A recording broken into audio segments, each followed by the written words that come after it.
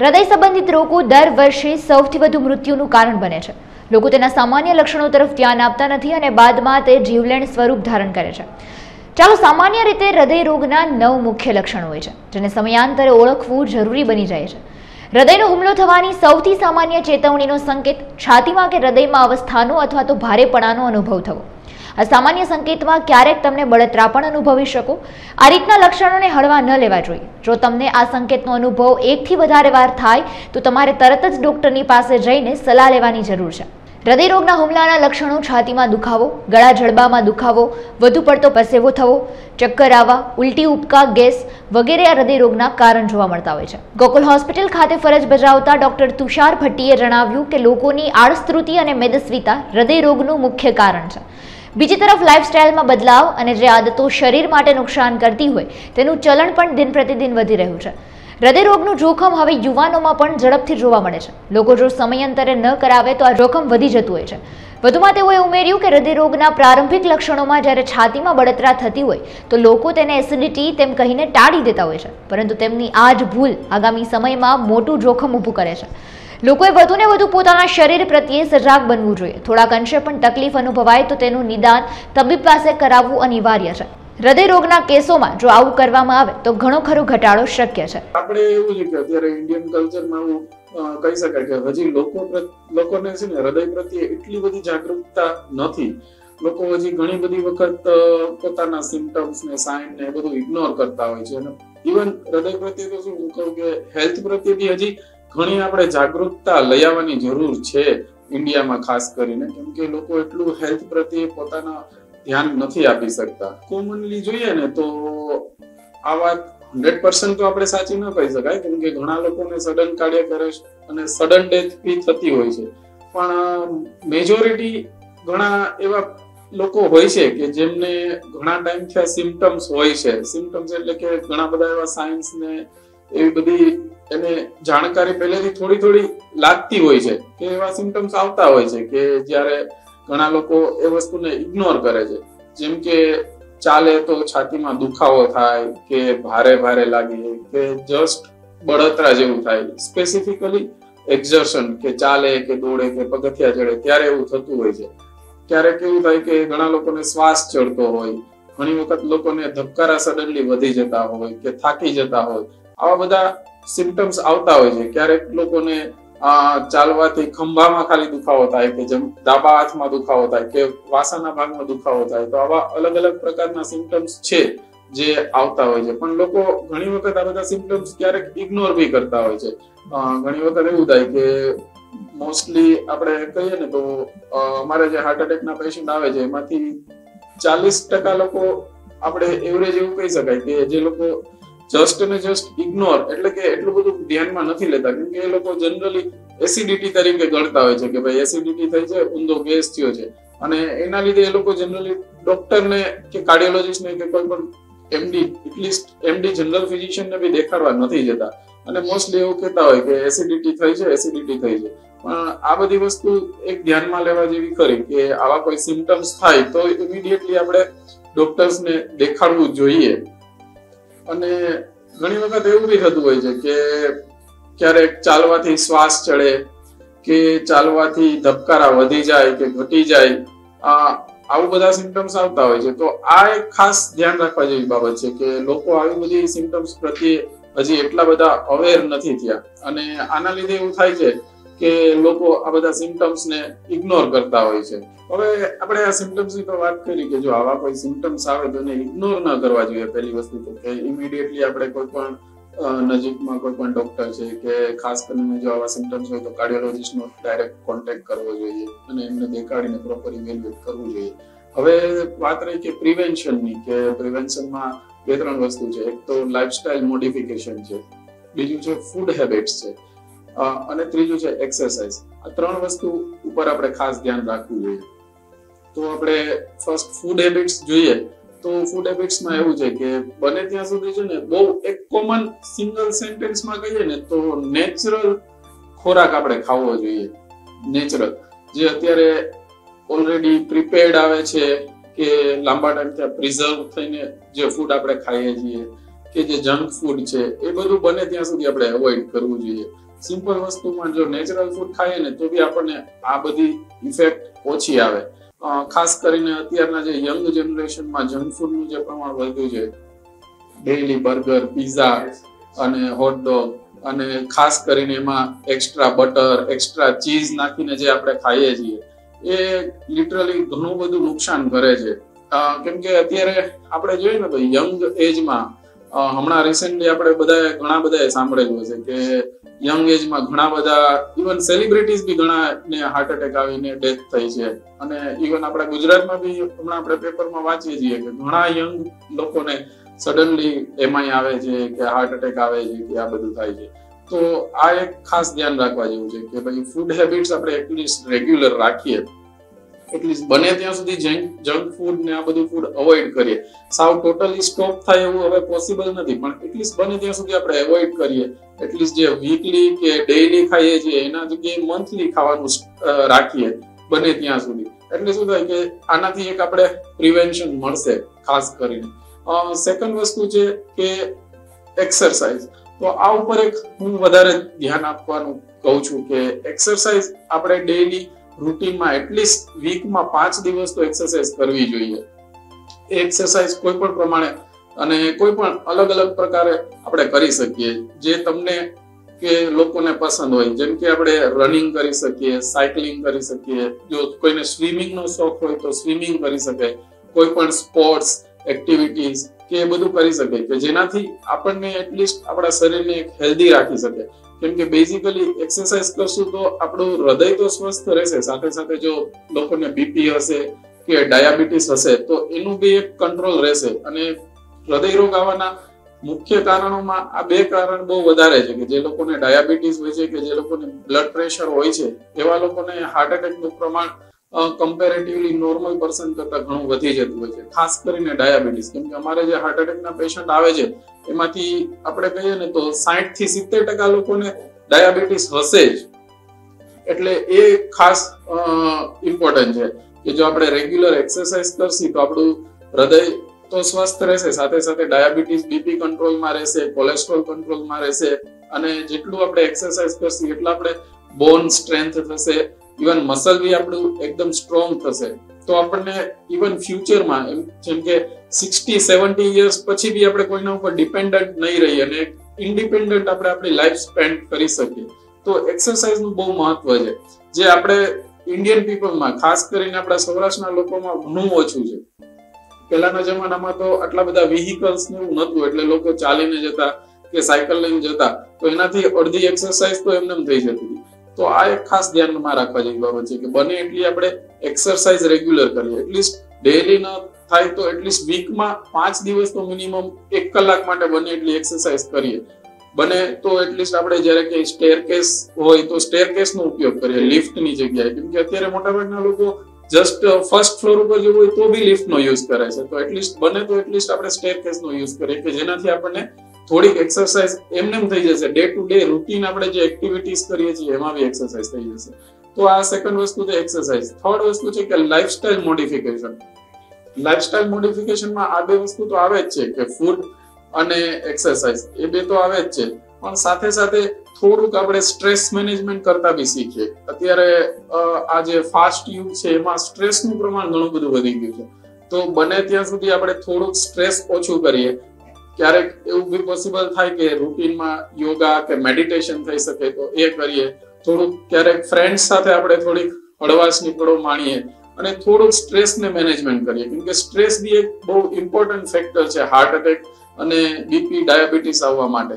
તો આ 3 વસ્તુ ખાસ ધ્યાન રાખવામાં જરૂરી છે કે ભાઈ સ્ટ્રેસ મેનેજમેન્ટ, ફૂડ અને રેગ્યુલર એક્સરસાઇઝ કે જેનાથી આપણે હૃદય રોગનું પ્રમાણ ઘટાડી શકીએ. હૃદય છે ને એ આપણા બોડીની અંદર સૌથી ઇમ્પોર્ટન્ટ ભાગ છે. તમે એવું લોકોમાં સાંભળેલું હશે કે આ કોઈ પણ માણસ બ્રેઇન ડેડ થઈ ગયો, પણ તમે ક્યારે એવું નહીં સાંભળ્યું હોય કે હાર્ટ ડેડ થઈ ગયો. કેમ કે જો હાર્ટ બંધ થાય ને તો માણસ જ ડેડ થઈ જાય. જ્યારે બીજા કોઈ પણ અવયવો છે એ જો કામ કરતા બંધ થાય તો માણસ એટલીસ્ટ જીવી તો શકે, જ્યારે હાર્ટ બંધ થાય ને એટલે માણસ જીવી જ નથી શકતો. એટલે આપણે સિમ્પલ વસ્તુમાં એ ટર્મમાં સમજીએ ને તો આપણને એટલીસ્ટ એટલો આઈડિયા આવી જાય કે હૃદય આપણા બોડી માટે કેટલું ઉપયોગી છે. કેમ કે હૃદયનું મેઇન કામ શું છે કે હૃદય આવી રીતના આમ ધબકતું હોય અને જે ધબકે છે એ એક ધબકારા સાથે હૃદયની અંદરથી જે અશુદ્ધ લોહી આવીને શુદ્ધ થાય અને જે હૃદયની અંદર જે લોહી આવે છે એ શુદ્ધ લોહી આખા શરીરમાં બધે ટ્રાન્સફર થતું હોય છે અને એના લીધે એ બ્લડ આખા આપણા જે બીજા પાર્ટ્સ છે બોડીના, જેમ કે બ્રેઇન છે, કિડની છે, સ્ટમક, ઇન્ટેસ્ટાઇન છે, લીવર છે, એ બધાને લોહી પૂરું પાડે છે. એટલે હૃદયનું આ કામ એવું છે કે જે આપણા હૃદયના સિવાયના બીજા બધા અંગોને ન્યુટ્રિશન આપે છે અને બ્લડ આપે છે. અને એટલા માટે હૃદય એ આપણા બોડીની અંદર બહુ જ એટલે બહુ ઇમ્પોર્ટન્ટ વસ્તુ છે. અત્યારે મોટાભાગના જે ઓપીડીમાં પેશન્ટ્સ આવે છે એ હાર્ટ રિલેટેડ ઘણા પેશન્ટ્સ આવતા હોય છે કે ચેસ્ટ પેઇન થતું હોય છે, શ્વાસ ચડતો હોય છે. આવા પ્રકારના પેશન્ટ્સમાં ખાસ કરીને હમણાં રિસેન્ટલી યંગ એજમાં બી આ બધા જે પ્રોબ્લેમ્સ છે ઘણા બધા વધી ગયા છે. મેં મારી હોસ્પિટલમાં રિસેન્ટલી હમણાં 15-20 દિવસ પહેલા એક 21 વર્ષના છોકરાને હાર્ટ એટેક આવેલો જોયો હતો, જે યંગેસ્ટ એજ મેં મારી અત્યાર સુધીની પ્રેક્ટિસમાં જોયેલું છે. બાકી 28 વર્ષ, 30 વર્ષ, 32 વર્ષ એવા તો ઘણા બધા પેશન્ટ્સ આવી ગયા. એટલે આટલા યંગ એજમાં બી હવે હાર્ટ એટેકના પ્રમાણ અને હૃદય રિલેટેડ જે પ્રોબ્લેમ્સ છે એવા પ્રમાણ વધી ગયા છે. ઇવન યંગ એજમાં બીપી આવવું એ બી પ્રમાણ થોડું ઘણું બધું વધી ગયું છે. કેમ કે ઘણા બધા યંગ પેશન્ટ હવે ચેસ્ટ પેઇનની ખાલી કમ્પ્લેન્ટ લઈને આવતા હોય અને આપણે જો ઇવેલ્યુએટ કરીએ તો એનું બ્લડ પ્રેશર બહુ વધારે હોય. ઘણી વખત ઇનિશિયલી જો તમારું બ્લડ પ્રેશર બહુ વધારે રહેતું હોય તો એના લીધે બી તમને છાતીમાં દુખાવો થાય કે હેવીનેસ કે એવું બધું આવી શકે. તો આવા ઘણા અત્યારે રિસેન્ટલી ઘણા બધા લોકો આવે છે ઓપીડી ની અંદર. ક્રાઇસ્ટ હોસ્પિટલ ખાતે ફરજ બજાવતા ડોક્ટર સર્વેશ્વર પ્રસાદે જણાવ્યું કે લોકો તેમના ખોરાકમાં જે રીતે બદલાવ કરવો જોઈએ તે નથી કરતા. સામે મેદસ્વીતાનું પ્રમાણ પણ દિન પ્રતિદિન વધી રહ્યું છે. હૃદય માટે અત્યંત જોખમરૂપ છે તેવું તેમણે જણાવ્યું કે દર વર્ષે 3 મહિને ખાદ્ય તેલમાં લોકોએ બદલાવ કરવો જોઈએ. સમયાંતરે દિવસમાં 30 થી 40 મિનિટ હળવું વ્યાયામ કરવું જોઈએ. જો આટલું ધ્યાન લોકો પોતાના સ્વાસ્થ્ય માટે રાખે તો તેમનું હૃદય ઘણું ખરું મજબૂત બની જાય. પછીના દિવસોમાં તેઓને કોઈ ગંભીર સમસ્યાનો સામનો ન કરવો પડે. હાલ કોરોના બાદ લોકોને જ્યારે વ્યાયામ કરવાની તબીબો દ્વારા સલાહ આપવામાં આવતી હોય તો તે નિર્ધારિત સમય કરતાં કોઈકવાર વધારે તો કોઈકવાર ઓછા સમય માટે કસરત કરે છે, જે હૃદયને નુકસાન પહોંચાડે છે. શરીરના કોઈ પણ ભાગમાં દુખાવો સદંતર રહેતો હોય તો પણ તે હૃદય રોગને નોતરે છે. देखिए शरीर में तो बहुत से अंग हैं, लेकिन 5 सिस्टम होते हैं शरीर के जिनकी वजह से लाइफ चलती है. उनको हम वाइटल ऑर्गन सिस्टम बोलते हैं, जिसमें से एक हृदय है, फेफड़ा है, लीवर है, किडनी है और ब्रेन है. तो ये 5 सिस्टम को वाइटल ऑर्गन सिस्टम बोलते हैं, जिसकी वजह से इंसान जिंदा रहता है. अब आप अहमियत के हिसाब से सोच लीजिए तो हार्ट सबसे इम्पोर्टेंट है, क्योंकि हार्ट के बिना तो 5 सेकंड भी लाइफ नहीं चलती है. उसके बाद ब्रेन है, किडनी से लोग डायलिसिस चला सकते हैं, लीवर में भी है थोड़ा बहुत चल जाता है, लेकिन कार्डियक में अगर कुछ होता है तो तुरंत चक्कर आ जाता है और मरीज की डेथ हो सकती है. तो इसलिए हार्ट ज्यादा इम्पोर्टेंट है, उसका ज्यादा ख्याल रखना चाहिए. देखिए जो मेजर हार्ट अटैक आता है वो होता क्या है, वो ये होता है कि जैसे हार्ट को सप्लाई करने वाले ब्लड वेसल्स होती हैं, नसें होती हैं, वो सडन उसमें ब्लॉक हो जाए. अगर सडन ब्लॉक हो जाए तो हार्ट की ब्लड सप्लाई रुक जाती है, तो उसकी वजह से हार्ट को डैमेज होता है, उसी को हम हार्ट अटैक कहते हैं.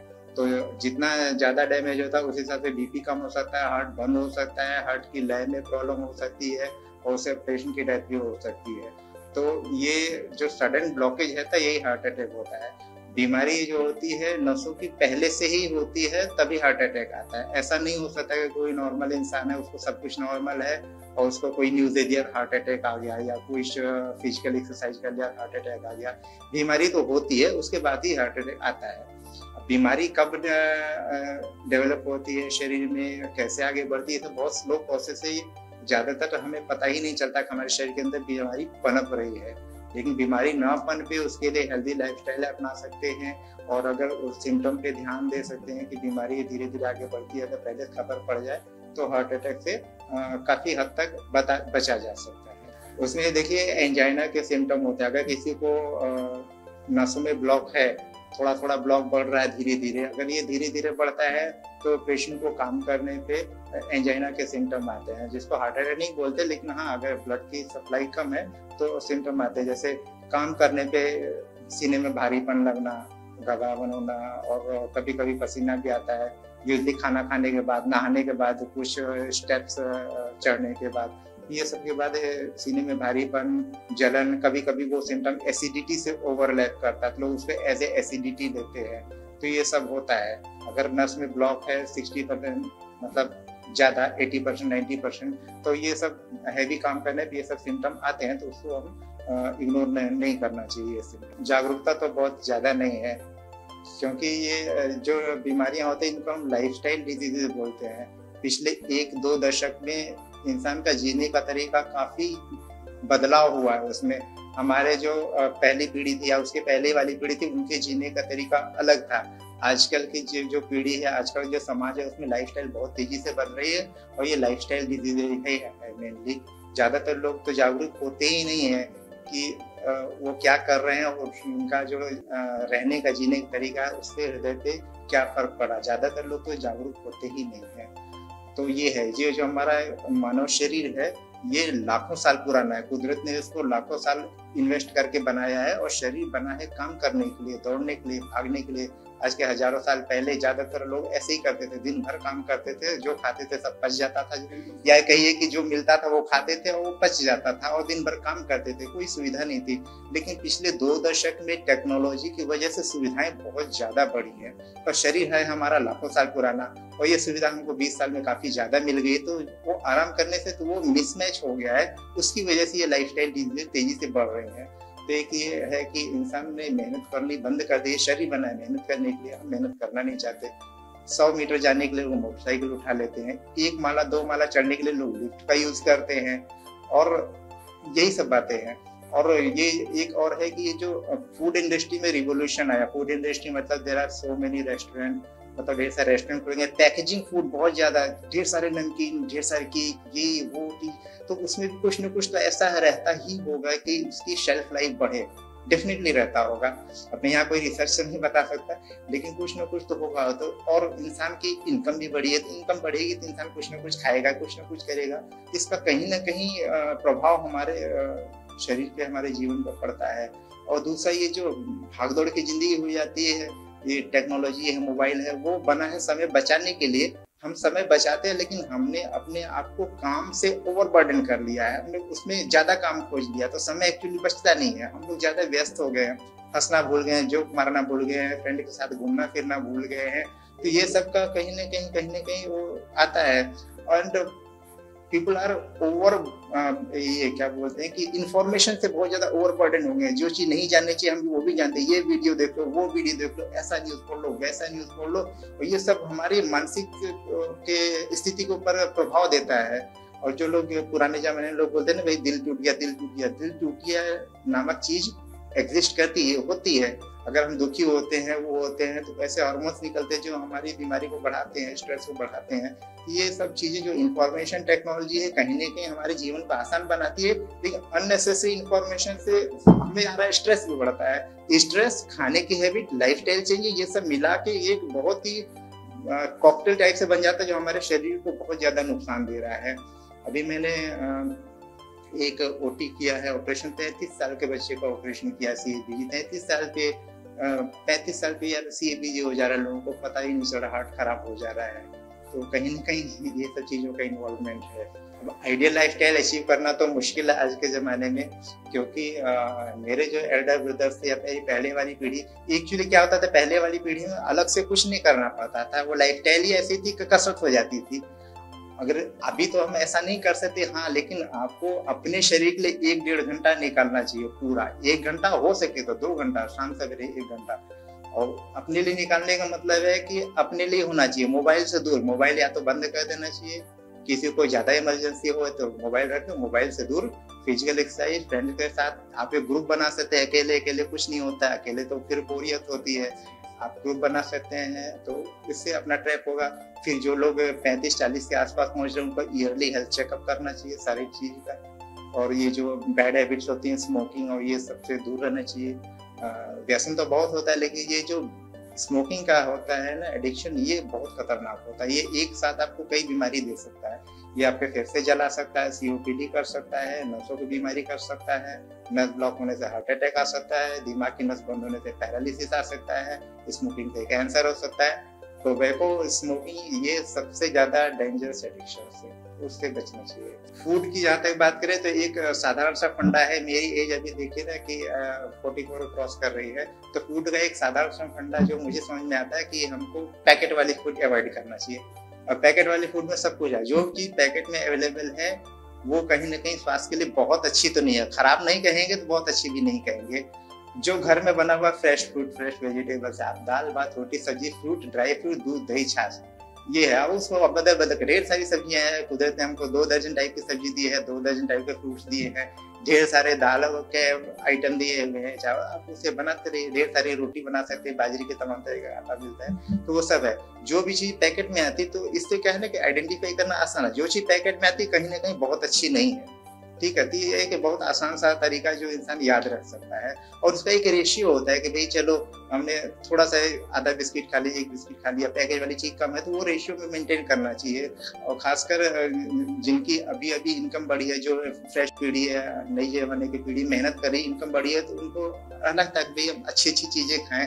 ठीक, अच्छी चीजें स्वाद के लिए अच्छी है लेकिन स्वास्थ्य के लिए उतनी अच्छी नहीं है, उसका एक रेशियो मेंटेन करना चाहिए। अगर हम भी जाते हैं कि हफ्ते में 3 दिन बाहर का खाना खाते हैं, ढेर सारे आइसक्रीम खाते हैं, ढेर सारे नमकीन बिस्किट खाते हैं, तो वो एक रेशियो जो है डिस्टर्ब होता है, तो वो नुकसानदेह है। तो आपके खाने में freshly prepared food, vegetable, fruit, salad, ये सब चीज ज्यादा होना चाहिए, वो सब चीज कम होना चाहिए। जैसे जैसे एज बढ़ती है हो सके तो प्योरली फ्रेश फूड पे ही शिफ्ट हो जाए। बच्चों तो चलता है, अभी आप देखिए कि मेरी एज मैंने बताया 44 हो रही है, तो मेरे बचपन में तो ये चीजें अवेलेबल ही नहीं थी, क्योंकि फूड इंडस्ट्री में रिवोल्यूशन तो अभी पिछले 1-2 दशक में आया है, बचपन में अवेलेबल भी नहीं थी, इकोनॉमिक कंडीशन भी वैसी थी, तो हम लोग का बचपन साधारण खाना और अच्छा खाना खा के बीता है। जो हमारे बच्चे हैं उनको बचपन में ही सब कुछ एक्सपोजर हो जा रहा है, तो वो चीज उनके स्वास्थ्य के लिए ज्यादा, तो आने वाली पीढ़ी ज्यादा वल्नरेबल है ये सब चीजों के लिए, कि आप चाह के भी नहीं बचाते थे। उसका फ्रेंड तो आइसक्रीम खाता है, उसका फ्रेंड तो रेस्टोरेंट में जाता है, वो नमकीन खाता है, वो भजिया खाता है, ये खाता है। तो ये एक चैलेंज है हमको अपने बच्चों के लिए, आने वाली पीढ़ी के लिए, उनको अच्छा खाना कैसे खिलाएं, कैसे मोटिवेट करें।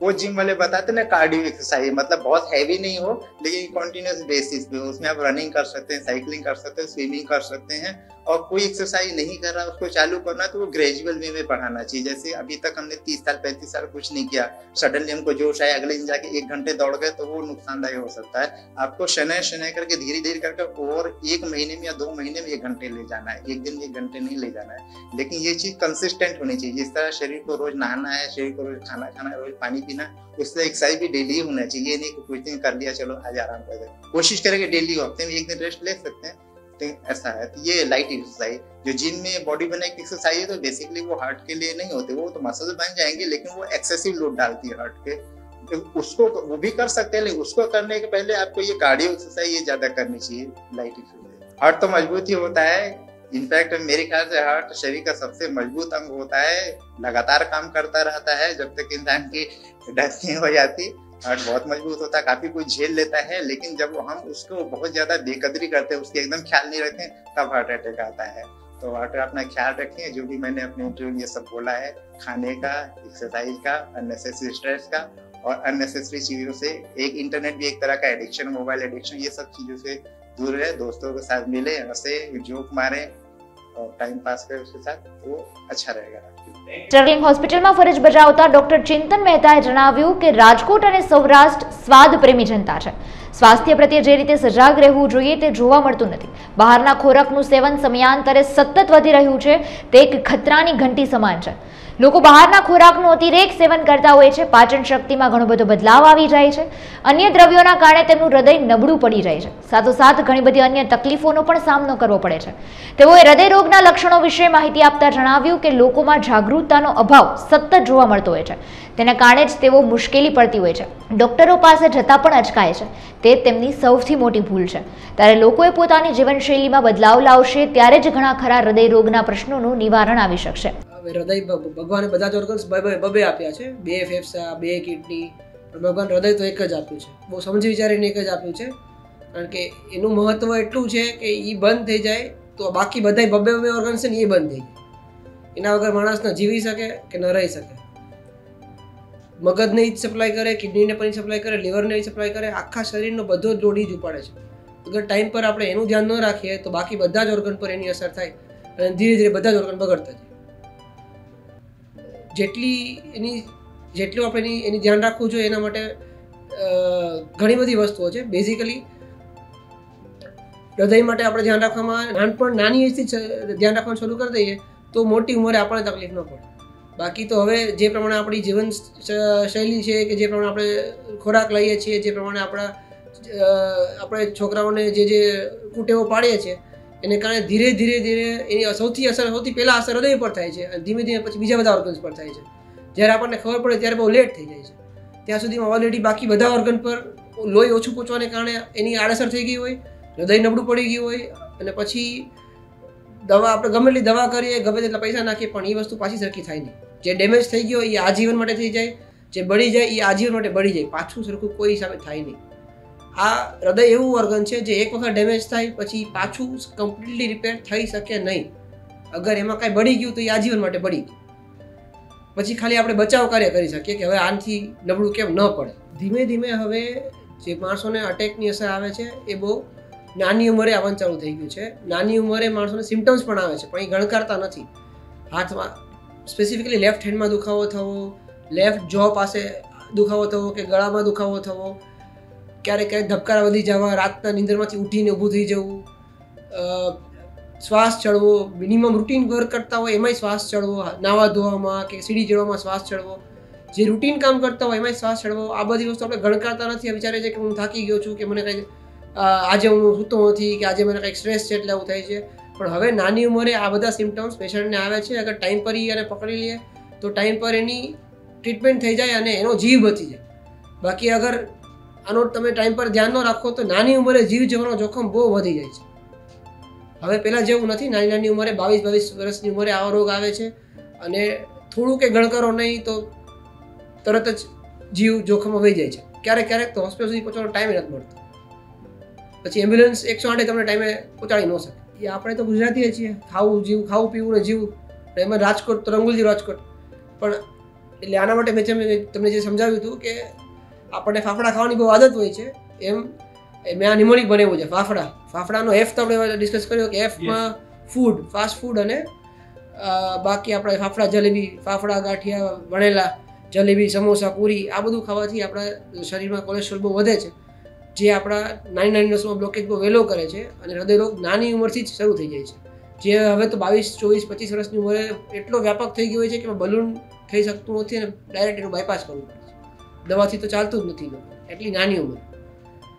બીજો એ છે એ એડિક્શન માટે છે. જે આપણે સૌરાષ્ટ્ર કચ્છમાં તમાકુ, ફાકી, બીડી, સિગરેટ ખાવાનું બહુ વધારે છે. આપણે ટોબેકો પ્રોડક્શન આખા ઇન્ડિયામાં લાર્જેસ્ટ ટોબેકો પ્રોડક્શન અહીંયા જ થાય છે અને કન્ઝ્યુમ અહીંયા જ થાય છે. કારણ કે આટલું બધું કન્ઝમ્પશન, હાઈ કન્ઝમ્પશનને કારણે પ્લસ બીજી જે ડ્રગ અબ્યુઝ જે માણસો કરતા હોય છે, જે ન લેવા જોઈએ, જે બેન્ડ પદાર્થો છે એ પણ માણસો લે છે, એને કારણે હૃદયમાં એની અસર બહુ જ ખરાબ થાય છે. બહુ વહેલો રોગ પ્રસરે છે, બહુ ખરાબ રીતે પ્રસરે છે.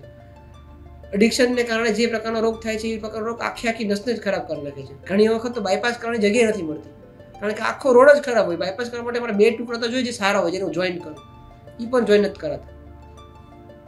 ત્રીજો એફ છે એ ફેમિલી હિસ્ટ્રી માટે છે કે ઘણી વખત તમારા ફેમિલીમાં જ ડાયાબિટીસ, બીપી, હાઇપરટેન્શન, ઓબેસિટી કે જાડું ખૂન, લોહી જાડું રહેવાનો રોગ હાલતા હોય. તમને જ્યારે ખબર છે કે ફેમિલીમાં ચાલે છે તો તમારે ઓછી ઉંમરે તમારે રૂટીન ચેકઅપ કરાવવાનું રેડી થઈ જવું જોઈએ. આપણે અત્યારે રૂટીન ચેકઅપ માટે આપણે ઉંમર શું ગણીએ કે હું 40-50 થઈશ ને પછી કરાવીશ ચેકઅપ. પણ ખરેખર ગાઈડલાઇન્સ છે બધી અમેરિકન, ઇન્ડિયન અને ઇવન યુકેની ગાઈડલાઇન્સ કે 30 વર્ષ પછી તમારે હર વર્ષે એકવાર ચેકઅપ કરાવવું જોઈએ. પહેલાં બેઝિક ચેકઅપ કરાવો, એમાં કંઈ તકલીફ નીકળે તો પછી એનાથી આગળ ચેકઅપ કરાવો. બેઝિક ચેકઅપમાં બેઝિક હૃદયનું ચેકઅપ એટલે ECG, બેઝિક લોહીના ચેકઅપ, બેઝિક ઇન્વેસ્ટિગેશન, જેનો ખર્ચો શાયદ 2000થી વધારે નહીં થતો અત્યારના હાલમાં કોર્પોરેટ હોસ્પિટલમાં. પણ તોય કોઈ નથી કરાવતું. 30 વર્ષથી તો કોઈને કંઈ ચેકઅપ કરાવતો હશે આપણા ઉપર. એમાં એના બિઝનેસમેન તો હશે જ કે 30 વર્ષે થોડું મને કાંઈ ન થાય. એ જે મને કાંઈ ન થાય વાળી પ્રોબ્લેમ છે ને એ જ પ્રોબ્લેમ સૌથી મોટી છે. આપણે નાની ઉંમરે આપણને પ્રોબ્લેમ થાય એ સમજવું જરૂરી છે. આપણે મને કોઈ ન થાય, આપણે કઈ એવા ભગવાન ફરિશ્તા થોડી છે આપણને કંઈ ન થાય, બધાને થાય. નાની ઉંમરે થાય, મોટી ઉંમરે થાય, હૃદયના જાત જાતના રોગ થાય, ખાલી બાયપાસ નહીં. ઘણાને જન્મજાત રોગ હોય જે 22 વર્ષે આપણને ખબર પડે. અગર વહેલી ઉંમરે ખબર પડી ગઈ હોય તો આપણે એની વહેલી ઉંમરે એની ટ્રીટમેન્ટ, ઇન્વેસ્ટિગેશન, ટ્રીટમેન્ટ બધું પૂરું કરીએ તો આજ સુધી એની આડઅસર જે ફિક્સ થઈ ગઈ શરીરમાં એ ન આવે. કારણ કે ડેમેજ જે થઈ જાય એ ફિક્સ થઈ જાય, પાછો હરખો ન થાય. FF ને ડીમાં જે છે એ બધું રૂટીન ડાયાબિટીસ, હાઇપરટેન્શન, ઓબેસિટી, આજે આપણે રૂટીનલી ગણકારતા નથી કે કંટ્રોલમાંથી રાખતા કે આજે મેં દવા ખાધી ને જવા દે ને, આ તો લગન છે ને બે પેંડા ખાઈ લઈને 2 જલેબી ખાઈ લઈ, કે આજે દોસ્તારને ઘરે જવું છે એટલે હાલશે બહારનું ખાવાનું. એ બધી વસ્તુ રોજ આપણે ટાળીએ છીએ, રોજ હાલવાનું ટાળીએ છીએ, રોજ એક્સરસાઇઝ ટાળીએ છીએ. આ લાઈફસ્ટાઈલ ચેન્જીસ અગર ન કરીએ તો કેવી રીતે હાલે? એક જે અને છેલ્લું છે એ ઓલ્ટરનેટિવ. આ ફાફડાનો એ છે ને ઓલ્ટરનેટિવનો મતલબ છે કે માણસ હંમેશા ઓલ્ટરનેટિવ હતું. એક ડૉક્ટરે કીધું તમને હૃદય રોગ લાગે છે કે આ ડૉક્ટર ખરાબ છે, એવા બીજા ડૉક્ટર પાસે જાય જે એને કે તને કાંઈ નથી, તું 20 વર્ષ જીવીશ. એવો કેવા ડૉક્ટર એને ગમે, અને ઓલા જે બિચારે સાચું કીધું હોય ને કે ભાઈ તું ચેક કરાવી લે, મને કંઈ ગડબડ લાગે છે, એ ડૉક્ટર ખરાબ. એવી રીતના આપણે આવું ઓલ્ટરનેટિવ ગોતતા આપણે રોગને ટાળતા જ જાય. જ્યારે આપણને ખબર પડે ને ત્યારે એ પેશન્ટ વયું ગયું. મારી પાસે એવા કેટલા પેશન્ટ આવે જેને મેં ક્યારેક એવું કીધું હશે કે તમારી પાસે સમય બહુ ટૂંકો છે, આમાં લાંબુ ખેંચતા નહીં. કે ઠીક છે સાહેબ, અમે તમે 3-4 દિવસમાં આવશું. એ 3-4 દિવસ અઠવાડિયું ખેંચે ને એમાં એ વયા ગયા. અઠવાડિયા પછી અહીંયા પહોંચવા માટે પેશન્ટ જ ન હોય. કારણ કે ત્યારે ઓલું વિન્ડો શોપિંગ કરતું હોય. આજકાલ વિન્ડો શોપિંગની છે ને, અમારા માણસ ઓલું એડ ટુ કાર્ટ કરે મોબાઈલમાં, આવી રીતના બધી જગ્યાએ એડ ટુ કાર્ટ કરવા જાય કે આ સાહેબ શું કહે છે, ઓલા સાહેબ શું કહે છે, ઓલા સાહેબ શું કહે છે. જે સૌથી ઓછું કહે ને કે ના કાંઈ વાંધો નથી, દવાથી હાલશે, એ ટેમ્પરરી પાસે રહી જાય, દવા કરાવે. પછી જેવું એમ લાગે કે આ કેસ કોમ્પ્લિકેટ થઈ જાય એટલે વળી પાછું ઊંધી સાયકલ ચાલુ થાય, વળી પાછા આપણી પાસે આવે. ત્યાં સુધીમાં તો કેસ બહુ ખરાબ થઈ ગયું હોય, હૃદય નબળું પડી ગયું હોય, જેટલી હૃદયમાં જેટલું વસ્તુ બળવાની બળી ગઈ હોય. હવે બચાવવા એવું કાંઈ હોય જ નહીં, શું બચાવે એમાં? 20%, 15% દેવું એમાં કાંઈ બચે નહીં. એવા લોકોનું હૃદયનું ટ્રાન્સપ્લાન્ટ થાય, બાયપાસ ન થઈ શકે. માણસોને હવે ધીરે ધીરે સરકારની યોજનાઓને કારણે અને ઇવન આ કેટલા બધા કેમ્પ્સ થતા હોય છે હોસ્પિટલ ને, ઇવન સરકાર થ્રુ ને ટીવી થ્રુ, રેડિયો થ્રુ, બધા માધ્યમથી હવે માણસોને ખબર છે કે હાર્ટ એટેક જેવી વસ્તુ છે અને જો આવું કંઈ થાય તો આપણે જવું જોઈએ. પણ રૂટીન ચેકઅપ કરાવવું એમાં કોઈને કાંઈ ખબર નથી.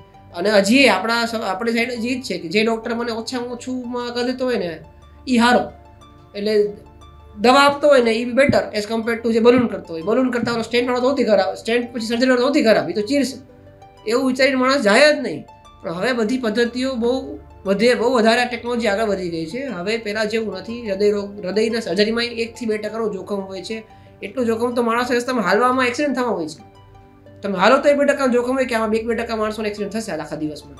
એટલું જ જોખમ હૃદયના ઓપરેશનમાં હવે રહ્યું છે. અગર તમારા બાકી બધા પેરામીટર સારા હોય, તમે ટાળતા જાઓ એટલે તમારે બાકી બધી પેરામીટર ખરાબ થવા માંડે, કિડની ખરાબ થવા માંડે, લીવર ખરાબ થવા માંડે, મગજમાં ક્યારેક અસર થઈ જાય, મગજનો અટેક આવી જાય. હવે આ બધા પેશન્ટનું પછી ઓપરેશન કરવામાં જોખમ બહુ વધી જાય. તમે પહેલાં જ અગર ટાઈમ પર હૃદયને સંભાળી લીધું હોય તો આ બધી વસ્તુ ક્રિએટ જ ન થાય. ન કિડની નબળી પડે, ન લીવરમાં સોજો આવે, ન મગજમાં કોઈ દી કંઈ અસર થાય. આ બધી વસ્તુ ક્લિયર થઈ. ખોરાકમાં તો તળેલું એટલે ડીપ ફ્રાઈડ જે ખોરાક હોય એ ખાવો ન જોઈએ. ગાંઠિયા, ભજીયા, જલેબી, પૂરી, સમોસા ન ખાવો જોઈએ. હું પોતે જે ફોલો કરું છું હું તમને એ જણાવીશ કે હું શું કરું છું. એટલીસ્ટ સવારે 30 મિનિટ્સ વોક કરવું બહુ જરૂરી છે. સવારે વહેલું ઉઠવું જરૂરી છે, રાતના વહેલું સૂવું જરૂરી છે. આ વસ્તુમાં કાંઈ પોસિબલ 8 કલાક તમે ન સૂઈ શકતા હોય એવો કોઈ જોબ કરાય જ નહીં. તમારે 8 કલાક સૂવું જ પડશે. તમારે સવારે વહેલું ઉઠવું જ પડશે. 30 મિનિટ એટલીસ્ટ વોક કરવો, 30 મિનિટ કટકે કરો કે હારે કરવો જ પડશે. અને આખા દિવસમાં સૌથી ભારે તમારો બ્રેકફાસ્ટ હોવો જોઈએ અને સૌથી લાઇટ તમારું ડિનર હોવું જોઈએ. તમે રાતના જે કંઈ ખાઈને પછી સૂવો છો ને એ બધું તમારા શરીરની અંદર ચરબીના ફોર્મમાં કન્વર્ટ થઈને ભેગું થઈ જાય છે. એટલીસ્ટ આપણે આખો દિવસ સવારે બ્રેકફાસ્ટ હેવી કર્યું તો આખો દિવસ કામ કરતા હોય, આખા દિવસ ક્યાંક ને ક્યાંક યુઝ થઈ જાય. એટલે બોડી એને કોલેસ્ટ્રોલ કન્વર્ટ જ ન કરી શકે. તો રાતના તમે હેવી ખોરાક લઈને આપણે ઊંધું કરતો, રાતના આવો તો હેવી ખોરાક લઈને સૂઈ જાય. એ તો બધું તમને આડઅસર જ કરવાનું છે. એના સિવાય તેલમાં જે તમે ઇમ્પોર્ટન્ટ વસ્તુ છે કે હું મારા ઘરમાં રૂટીનલી હર 3 મહિને અલગ અલગ કંપનીનું અલગ ટાઈપનું તેલ વાપરું. એક સનફ્લાવર વાપરું, પછી ઓલિવ ઓઇલ વાપરું, પછી પાછું ગ્રાઉન્ડનટ ઓઇલ વાપરું, પછી પાછું કોટન સીડ ઓઇલ વાપરું, ક્યારેક આનું રાઈનું તેલ આવે. તમે હર 3-4 મહિને, કારણ કે એવું કોઈ તેલ છે જ નહીં જેમાં બધું સારું છે. બધા તેલના પોતાના એડવાન્ટેજ છે, પોતાના ડિસએડવાન્ટેજ છે. તમે હર 3 મહિને તેલ બદલાવતા રહ્યો, કંપની ગમે રાખો પણ તેલનું ટાઈપ બદલો તો કોઈ પણ પર્ટિક્યુલર તેલનો ડિસએડવાન્ટેજ તમારો ભેગો ન થાય શરીરમાં. એ એટલે કે રૂટીનલી 12 મહિના હોય, 12 મહિનામાં હર 3 મહિને 4 અલગ તમને જે ભાવતા હોય, જે તો ફાવતા હોય, ઘણા માણસો કોકોનટ ઓઇલ ખાતા હોય, તમને જે ફાવતા હોય એ તમે હર 3 મહિને ચેન્જ કરો તો કોઈ પણ ડિસએડવાન્ટેજ તમારો બધો ભેગો નહીં થાય. આપણે સ્ટ્રેસ તો છોડીએ કેમ છે નહીં, પણ જેટલો મિનિમમ સ્ટ્રેસ લે એટલું સારું છે. અને ફાસ્ટ ફૂડ અને આ ફાફડા અઠવાડિયામાં ખાલી 1 દિવસ માંડ ખાવા છે. બાકી આ રૂટીન જે રોજ સવારે ખાવાના, રાતના ખાવાના, ટીપોસમાં બેહીને ખાવાના, આખો દિવસ ખાવા તો ન હાલે. That is not acceptable. આ જે છે એમાંથી એનો જે સોર્સ છે એમાંથી કોલેસ્ટ્રોલ બનવાના ચાન્સ ઓછા છે એઝ કમ્પેર ટુ રાઈસ અને વીટ. બે વીટ અને રાઈસ બહુ, એટલે અમે લોકો મારા ફૂડ અમે લોકો શું કરે છે, જ્યારે આપણે એક ટાઈમમાં કાં વીટ ખાવાનું અને કાં રાઈસ ખાવાનું, બે ભેગું નહીં ખાવાનું, જેનાથી આપણે એને એટલીસ્ટ એની માત્રા ઓછી કરીએ કે આપણા ખાવામાં. બને તો બાજરો અને જુવાર દિવસમાં એક ટાઈમ તો રાખવાનું છે. હું આજે રોજ એક દિવસ તો બાજરો કે જુવાર કાં સવારે હોય કાં બપોરે હોય કાં રાતના હોય. બાજરો જુવાર શરીર માટે લાઇટે રહે, પેટે સરખું સાફ થઈ જાય છે અને શરીરમાં કોલેસ્ટ્રોલ ન બનવા દે. આ જૂની જે પ્રથાઓ હતી એ ખરેખર સારી હતી. આપણે ઘણી બધી નવી પ્રથાઓ એક્સેપ્ટ કરીને બધું ખાઈ લેવું છે, બધું ખાવામાં તો નો પોસિબલ નથી. અને એક હારે 2 અનાજ ભેગી કરીને ખાવાનું એવોઇડ કરવું જોઈએ. એટલે કાં એક ટાઈમમાં રોટલી ખાઓ તો રોટલી ખાઈ લો, ભલે તમારે 3 ની જગ્યાએ 4 રોટલી ખાવી પડે. અને કાંઈ ટાઈમમાં રાઈસ ખાઓ, ભલે એક વાટકાની જગ્યાએ 2 વાટકો ખાઓ. તો એક હારે બધું તમારા બોડીમાં જમા ન થાય. તમે બધું ભેગું કરો જ ને એટલે પછી શરીરની અંદર ખાલી એનું કોલેસ્ટ્રોલ જ બને છે. કારણ કે એની સામે એટલી એક્ટિવિટી તો છે જ નહીં. મોસ્ટ ઓફ ધ ટાઈમ આપણે બધા લોકો બિઝનેસવાળા હોય, કાં બેસાડ કામ કરવાવાળા હોય, ડૉક્ટર અમે લોકો, હું તો સર્જન છું એટલે મારે આખો દિવસ ઊભું રહેવાનું કામ કરવાનું હોય. બાકી ઘણા ડૉક્ટરોને બેસીને જ કામ કરવું પડે. એ એની પ્રોફેશનલ એની સાઈડ ઇફેક્ટ છે, એ થોડી ટાળી શકાય. જેને બેસીને કામ કરવાનું છે, જે દુકાનમાં બેસવાનું છે, જેને શોપમાં બેસવાનું છે, જેને સ્ટોક એક્સચેન્જમાં બેસવાનું છે, સીએ છે, જેને બેસવાનું જ છે, એ કંઈ ઉભો રહીને થોડી કામ કરી શકે. બેઠાડ જીવનની સામે તમારો ખોરાક એટલો ઓછો કરવો પડે, કાં એટલી એક્ટિવિટી આપણે કેલરી ક્યાંક બીજે બંધ કરવી પડે. જેટલી કેલરી શરીરમાં આખા દિવસમાં બચે છે એ બધી કેલરી કોલેસ્ટ્રોલમાં કન્વર્ટ થઈ તમારા શરીર નુકસાન પહોંચાડે છે. ઘણા વખત પગમાં મોટી વસ્તુમાં માણસોને પગ બ્લોકેજ આવે છે, પગના અટેક આવે છે. હૃદયનો અટેક આવે, પગની વસ્તુમાં બ્લોકેજ આવે, પગના અટેક આવે, પગ કાળો પડવા માંડે, હાથ કાળો પડવા માંડે. એટલે જેટલું આપણે કોલેસ્ટ્રોલ ઓછું કરીએ, અને કોલેસ્ટ્રોલ વધવાનું મેઇન કારણ સ્ટ્રેસ અને ફૂડ જ છે. સ્ટ્રેસ, ફૂડ અને એડિક્શન, આ 3ને કંટ્રોલ કરો તો બહુ ઓછા 10% લોકો એવા છે જે કાંઈ ન કરતા હોય તોય થાય. પણ એને કારણે ફેમિલી હિસ્ટ્રી હોય, એને કારણે એના શરીરમાં એકાદા એન્ઝાઇમ કે એકાદા કંઈક વસ્તુ ઓછી હોય જેને કારણે એને કોલેસ્ટ્રોલ વધે છે. આપણે એમ જ તો કાંઈ નહોતો કરતો તો એને થઈ ગયું, તો આપણે તો કરવું જોઈએ એવું નથી. એ કાંઈ નહોતો કરતો પણ એને કાંઈક ને કાંઈક વસ્તુની શરીરમાં કમી હતી જે આપણને નથી ખબર. એટલે ઘણી વખત આપણે કહેતા હોય કે આ બધું કરે છે પણ કાંઈ નથી થતું. પણ એને થતું હોય પણ એની ગતિ ઓછી છે, કારણ કે એના જીન્સ બહુ સ્ટ્રોંગ છે. આપણે ત્યાં આ સાઈડ, આપણા ગુજરાત સાઈડ આપણે અગર કોઈ પર્ટિક્યુલર કાસ્ટ જોઈએ, જેમ કે આ ભરવાડની કાસ્ટ છે, કે એ લોકો સ્ટ્રોંગર કાસ્ટ જ સ્ટ્રોંગ છે. એ લોકોનું બ્લડ જ એટલું સ્ટ્રોંગ છે, જેનેટિકલી એટલા સ્ટ્રોંગ છે કે એ લોકોને આટલું ભેંસનું દૂધ પીવા છતાં એને કંઈ થતું નથી. આપણે જ પી શકતા, આપણે ડાયરા થઈ જાય. 2 દિવસ ભેંસનું દૂધ પીવે ડાયરા થઈ જાય આપણને. અગર એક હાર એટલું બધું પી જાય તો એ લોકો કેટલી ક્વોન્ટિટીમાં પી શકે, ઘી કેટલું ક્વોન્ટિટીમાં ખાઈ શકે, આપણે ન ખાઈ શકીએ. એ જેનેટિકલી આપણે કયા જીન્સમાં બિલોંગ કરીએ છીએ, કયા ફેમિલીને બિલોંગ કરીએ છીએ, એના રૂટ્સ કેવા હતા એ પ્રમાણે આપણે હાલીએ તો આપણે પોતાના જીવને જોખમમાં પડતા બચાવી શકીએ. બાકી તો હવે 5 મિનિટ લાગે છે માણસ જીવ જતા, અને કોઈ પણ ડૉક્ટર ગમે એટલા પૈસા કોઈ કાંઈ બચાવી શકતું નથી. કારણ કે તમે હોસ્પિટલ પહોંચશો તો બચો ને, એટલો ટાઈમ જ મળતો. લોકોને અપીલ તો એ છે કે પોતાનું કામ કરવા માટે પોતે જેટલું બની શકે એટલું કામ પોતે જાતે કરવું જોઈએ. બધી વસ્તુ માટે બધા માણસો રાખવા, ઘડે બીજાને કામ ચીંધીને કામ કરાવી લેવા, એના કરતાં પોતે પોતાનું કામ કરે એમાં જ મેક્સિમમ એનું શરીરની એક્સરસાઇઝ, નાની મોટી એક્સરસાઇઝ તો થઈ જ જાય. અને જે સ્ટ્રેસફુલ જીવન છે કોઈ નથી ટાળી શકવાનું. બધાને સ્ટ્રેસ તો હોય જ છે લાઈફમાં, ઇમોશનલ કે ફિઝિકલ કે ફાઇનાન્શિયલ. બાકીના ફેક્ટર જે મોડિફાયેબલ છે એને ખાલી મોડિફાય કરો તોય તમારું જીવન લાંબુ થઈ શકે. આપણે એવું નથી કે આપણે 100 વર્ષ જીવવું છે, પણ 50 વર્ષે કે 60 વર્ષે જે જીવવું છે સારું તો જીવવું છે ને. પેરાલિસિસના અટેક સાથે જીવવું કે હૃદયરોગ સાથે જીવવું કે પછી હાલી ન શકે એ રીતના પથારીગ્રસ્ત જીવવું એને જીવન ન કહેવાય. સારું જીવન જીવવું હોય તો એટલીસ્ટ નાની વસ્તુનું ધ્યાન રાખો. અને નાની જ્યારે તમને શરીર કે તકલીફ છે ત્યારે ડૉક્ટર દેખાડવા શું વાંધો છે? અને અગર ડૉક્ટર કે તકલીફ છે આથી મોટા ઇન્વેસ્ટિગેશન કરવા પડશે તો કરાવી લો. એ ઇન્વેસ્ટિગેશન તમારો જીવ બચાવી શકતા હોય તો એ જરૂરી છે. એચસીજી હોસ્પિટલ ખાતે ફરજ બજાવતા ડોક્ટર રેનિશ બેરાએ જણાવ્યું કે લોકો જ્યારે તેમના ખોરાકમાં બદલાવ કરે, જંક ફૂડ તરફ તેમનો ઝુકાવ વધે છે, ત્યારે હૃદયરોગ થવાની ટકાવારીમાં વધારો થતો હોય છે. લોકો જો લીલા શાકભાજી સાથે ધાન્યનું પણ સેવન કરે તો તેમનું હૃદય મજબૂત બને, યોગ્ય રીતે લોહીનું પરિભ્રમણ થાય. બીજી તરફ તેઓએ લોકોને જાગૃત કરતા જણાવ્યું કે દર 6 મહિને તેઓએ બોડી રિપોર્ટ કરાવી લેવો જોઈએ. પાણી પહેલા પાળ બાંધી શકાય, કોઈ વિગત પરિસ્થિતિનો સામનો લોકોને ન કરવો પડે. તેમણે વધુમાં જણાવ્યું કે હૃદયરોગનો હુમલો ગમે ત્યારે આવી શકે, પરંતુ જો શરીરની યોગ્ય રીતે દેખભાળ અને સાર સંભાળ લેવામાં આવે તો આ સંકટને ટાળી પણ શકાય છે. તેના માટે પૂરતો પરસેવો પાડવો જરૂરી અને બેઠાડા જીવનને ત્યાગવું અનિવાર્ય બની જતું હોય છે. બધા ઓર્ગનનું મહત્વ ઇમ્પોર્ટન્ટ હોય, પણ હૃદયનું વધુ હોય છે, કેમ કે હૃદય આખા શરીરમાં લોહી પહોંચાડવાનું કામ કરે છે. હૃદયમાં 2 પ્રકારના ધબકારા હોય, સિસ્ટોલ અને ડાયસ્ટોલ. સિસ્ટોલ એટલે શું કે જ્યારે કોન્ટ્રાક્ટ થાય ત્યારે એ બધું લોહી આખા શરીરને પહોંચાડતું હોય મેઇન ધમની દ્વારા. એ લોહીમાં ઓક્સિજન વધુ હોય એટલે આખા શરીરને ઓક્સિજન વાળું લોહી ત્યાંથી મળતું હોય છે. ડાયસ્ટોલ એટલે શું કે પાછું હૃદય ખાલી થઈ ગયું પછી એના નીચે જે મેઇન ચેમ્બર હોય લેફ્ટ વેન્ટ્રિકલ એ ભરાવવું જોઈએ. એના માટે હૃદય રિલેક્સ થાય, જેને આપણે પમ્પિંગ મિકેનિઝમ કહેતા હોય. એક સંકોચાય રિલેક્સ થાય, સંકોચાય રિલેક્સ થાય.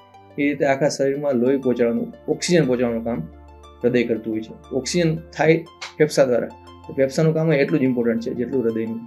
હૃદય જ્યારે પમ્પિંગ થઈ અટકી જાય, ઓછું પમ્પિંગ થઈ જાય ત્યારે વ્યક્તિને શ્વાસ ચડવાની તકલીફ થાય, છાતીમાં દુખાવાની તકલીફ થાય, ગમે એરિથમિયા થાય, એ બધી તકલીફ થતી હોય. હૃદયનું ઇમ્પોર્ટન્સ તો બહુ બધું જ છે. હૃદયનો એટેક આવવાનો હોય, એ હૃદયના એટેકના ઘણા પ્રકાર હોય છે. 3 પ્રકાર મેઇનલી હોય છે. એમાં સ્ટેમી એટલે કે નળી અચાનક તમારી 100% બંધ થઈ. એનસ્ટેમી એટલે કે નળી આખી 100% બંધ નથી થઈ, પણ લોહીનો બ્લોકેજ એટલો વધી ગયો કે લોહીનો પ્રવાહ ઘટ્યો અને હૃદયમાં ઇસ્ચેમિયા થયો. ને અનસ્ટેબલ એન્જાઇના, એમાં પણ એવી જ રીતે હોય કે બ્લોકેજ છે ને તમે કંઈ કામ કરો અથવા બેઠા બેઠા તમને દુખાવો થાય છે, પણ જે ટ્રોપોનિન હોય એન્ઝાઇમ એ નેગેટિવ આવે. આ 3 છે. એમાં અનસ્ટેબલ એન્જાઇના અને એનસ્ટેમીમાં એવું છે કે તમને અગાઉથી તમે સ્પીડમાં ચાલો તો દુખાવો થાય, તમે એક્સરસાઇઝ કરો, વર્કઆઉટ કરો તો દુખાવો થાય, સીડી ચડો તો દુખાવો થાય અથવા શ્વાસ ચડે, એવી બધી તકલીફ થતી હોય. ડાબા હાથમાં, જમણા હાથમાં, શોલ્ડરમાં પેઇન થાય, એવું બધું તકલીફ થતી હોય. અને પછી છે chronic stable angina. Chronic stable એન્જાઇનામાં કેવું છે કે તમે ઘણા ટાઈમથી એમને ધીરે ધીરે બ્લોકેજ જેમ વધતો જાય એમ તમે કંઈ કાર્ય કરો એટલે દુખાવો થાય, તમે આરામ કરો એટલે દુખાવો મટી જાય, અથવા જીભ નીચે મૂકવાની દવા આવે, સોલ્બિટેટ કહેવાય, એ મૂકવાથી દુખાવો ઓછો થઈ જાય. એ બધા લક્ષણ આવતા હોય જ્યારે, તો આપણે અગાઉથી આપણે ચેતી જાય કે પૂર આવ્યા પહેલાં પાળ બાંધવી. એવું થાય તો આપણે એને TMT કરવાનું, ઇકો કરીને જોવાનું, અથવા જરૂર લાગે તો એન્જિયોગ્રાફી કરીને જોવાનું કે બ્લોકેજ કેટલો છે. જો બ્લોકેજ 70% કરતાં વધુ હોય તો આપણે એની સારવાર કરાવવી જોઈએ. નહીં, હૃદય પ્રત્યે જાગૃતતા બહુ ઓછી છે. જાગૃતતા વધારવી જરૂરી છે. પહેલાં તો સૌથી પહેલાં એવું થાય કે હૃદયમાં જ્યારે મોટો એટેક આવે કે જ્યારે 100% નળી બંધ થાય ત્યારે આપણી આગળ વિન્ડો પીરિયડ બહુ ઓછો હોય છે. એ વિન્ડો પીરિયડ એવું હોય છે કે જેટલી જલ્દી તમે નળી ખોલો તો આગળનો જે હૃદયના સેલના લોહી નથી મળ્યું એમને બચાવી શકાય છે. આપણે અમેરિકન ગાઈડલાઇન કે યુરોપિયન ગાઈડલાઇન પ્રમાણે એવું હોય છે કે જેટલી 120 મિનિટની અંદર નળી ખોલવામાં આવે તો રિઝલ્ટ સારું મળે. આપણે અહીંયા કેવું થાય છે કે જ્યારે દુખાવો શરૂ થાય ત્યારે મોટાભાગના લોકો એને એસિડિટીનો દુખાવો કે સ્નાયુનો દુખાવો સમજીને ગણકારે છે. થોડીક વાર પછી આપણે ઓલું તમે જોતા હોય કે થેલીમાં ગરમ પાણી મૂકીને શેક કરતા હોય એવું પણ કરે છે, બામ ઘસે, એમાં આપણે ટાઈમ કાઢી નાખીએ. પછી તમે ECG કઢાવો જાઓ નજીકની લોકલ OPD હોય એમ, ECGમાં કંઈ ચેન્જીસ આવે પછી તમે એને કાર્ડિયાક સેન્ટર પર મોકલો, એમાં આપણે આગળ ટાઈમ જાજો વયો જાય છે. એટલે પેશન્ટ જો જાગૃત હોય કે દુખાવો થાય છે, સ્ટાર્ટિંગથી જ છાતીની પટ્ટી કઢાવી લે તો આપણને અર્લી ખ્યાલ આવે, અર્લી સારવાર મળે. તો જે લોંગ ટર્મ ડેમેજ થવાનું હોય છે માયોકાર્ડિયમને એ બચાવી શકાય છે. લાઇફસ્ટાઈલ બહુ જ મહત્વતા છે. આપણે એવું કહેવામાં આવે છે અઠવાડિયામાં તમે 30 to 45 minute moderate intensity work કરવું જ જોઈએ. તો આપણે જેટલી કેલરી ખાઈએ છીએ એટલી કેલરી બંધ કરી શકીએ તો આપણી સ્ટેમિના જળવાઈ રહે. એ કરવાનું ખાસ જરૂરી છે. ને ખાવા પીવામાં જંક ફૂડ ઓછું ખાવાનું, તળેલું ઓછું ખાવાનું, એ બધું કરવાનું જરૂરી. મારી લાઇફસ્ટાઈલમાં એવું છે કે ડેઇલી રૂટીન મારું ફિક્સ હોતું નથી એટલું, પણ ડેઇલી રૂટીન ફિક્સ કરવું બહુ જરૂરી છે. તમે રૂટીન શેડ્યુલ ફિક્સ કરેલું હોય તો તમારો ભોજનનો ટાઈમ ફિક્સ હોય, ઉઠવાનો ટાઈમ ફિક્સ હોય. તમે વર્કઆઉટનો ટાઈમ ફિક્સ કરો કે ઉઠીને પહેલાં મારે અડધીથી પોણી કલાક ચાલવું જ છે. તમે એકવાર ચાલુ કરશો, 7 દિવસ કરશો તો તમને કન્સિસ્ટન્સી મેન્ટેન થશે. પછી તમે ચાલવા નહીં જાવ તો તમને મજા નહીં આવે. તમે બ્રશ કરીને આ કામ ફિક્સ કરી દો કે મારે વર્કઆઉટ કરવું છે. પહેલાં ધીરે ધીરે ગ્રેજ્યુઅલી સ્પીડ વધારો, સ્પીડ વધી જાય પછી તમે થોડુંક જોગિંગ ટાઈપ કરો, થોડીક એક્સરસાઇઝ કરો, યોગા કરી શકો છો. આ બધું કરશો એટલે પછી તમને આખો દિવસ શરીરમાં સ્ફૂર્તિ રહેશે. સડનલી આપણે ઓવર વર્કઆઉટ કરવા માંડીએ તો આપણું હૃદય એટલું ટ્રેન થયેલું ન હોય, હૃદયને ટ્રેન કરતાં વાર લાગે. તો ધીરે ધીરે ગ્રેજ્યુઅલી વર્કઆઉટ કરવાની જરૂર છે. મોડરેટ ઇન્ટેન્સિટી વર્કઆઉટ એ હૃદય માટે બેસ્ટ છે. સડનલી એક્સેસિવ વર્કઆઉટ કરીએ તો પણ તકલીફ થાય છે. ગમે વસ્તુમાં ન ઓછું ન વધુ માપમાં કરો તો સારું રહે. હા, એક્સરસાઇઝમાં તો તમે યોગા કરી શકો છો. યોગા કરો તો તમારા બધા બોડી પાર્ટ્સ હોય એની મૂવમેન્ટને તમે સાચવી શકો છો. પછી તમારે એરોબિક એક્સરસાઇઝ કરી શકો છો. પછી તમારે સ્ટેમિના કે મસલ પાર્ટ બિલ્ડઅપ કરવો છે તો એના માટેની આઇસોમેટ્રિક કે આઇસોટોનિક એક્સરસાઇઝ કરી શકો છો. મેઇન તો આપણે એવું કહેવાય છે હૃદય માટે કે તમે ગ્રેજ્યુઅલ વોકિંગ કરો કે જોગિંગ ટાઈપ કરો તો પણ ઓકે છે. મેઇન તમારા હાર્ટ રેટ વધવા જોઈએ જેથી તમારું હાર્ટ ટ્રેન થાય. અને ખાવામાં તીખું તળેલું સાત્વિક ખોરાક ખાવો જરૂરી છે. જંક ફૂડ ઓછું. ઓઇલ જે તળેલું હોય ગાંઠિયા ભજીયા જે ડીપ ફ્રાઈડ એ બહુ મિનિમલ. બહારનું તો કેમ કે એમાં તેલ બદલતા ન હોય, તેલ બદલવું જરૂરી છે. એટલે ખાવામાં તો એવું કંઈ તમે ક્યારેક મહિનામાં જંક ફૂડ ખાઓ કે તીખું તળેલું ખાઓ તો કાંઈ વાંધો નથી. બધું બેલેન્સમાં જરૂરી છે. બેલેન્સ ડાયટ તમારું જીવનનું મુખ્ય ગોળ હોય છે. ન કાંઈ junk food daily junk food ખાવું એ પણ અયોગ્ય છે. શુદ્ધ સાત્વિક ખોરાક ખાવો, ટાઈમિંગ ફિક્સ રાખો તો તમારા હેલ્થ માટે સારું રહે છે.